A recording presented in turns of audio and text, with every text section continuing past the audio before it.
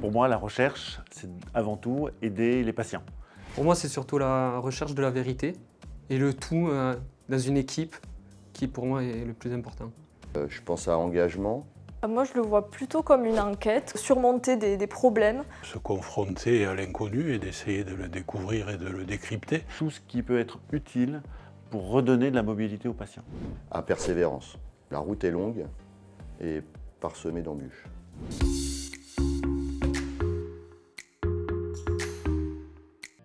On est frustré parce qu'on imagine qu'il va se passer telle chose et que ce sera entre guillemets très simple, mais pas du tout, c'est pas du tout ce qui se passe. Gérer la frustration d'un mauvais résultat ou alors que tout en théorie soit censé marcher et que finalement en pratique on n'y arrive pas. Il faut se remettre en question, douter, toujours revoir ses résultats, avoir un œil critique vis-à-vis de ce qu'on fait, des autres équipes qui publient également sur le même sujet. C'est le quotidien en fait parce qu'on doute sur le nouveau doctorant avec lequel on va travailler pendant 3 ans, on doute sur le projet qu'on a déposé à la Fondation Arthritis, est-ce que les experts vont le trouver à la hauteur de leurs attentes, est-ce qu'on sera financé, on doute parce qu'on a soumis une publication, on ne sait pas si elle va être acceptée pour publication.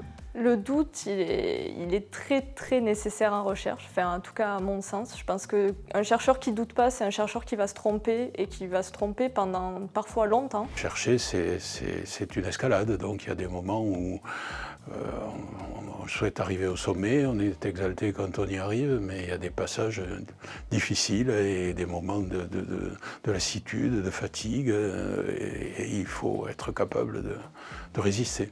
Je pense que c'est l'effet de groupe qui fait que notre doute il diminue et qu'on est poussé, en fait on se pousse les uns les autres et c'est comme ça qu'on réussit à aller plus loin.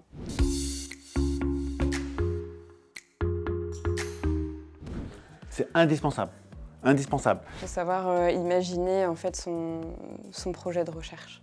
Un chercheur, c'est aussi créatif qu'un plasticien, qu'un artiste peintre, qu'un architecte. C'est vraiment un métier créatif, quoi. Un métier où il faut être imaginatif, il faut être curieux, mais il faut imaginer ce que peut être l'inconnu. Je pense que parfois les chercheurs, ils sont parfois un peu poètes et ils sont un peu artistes.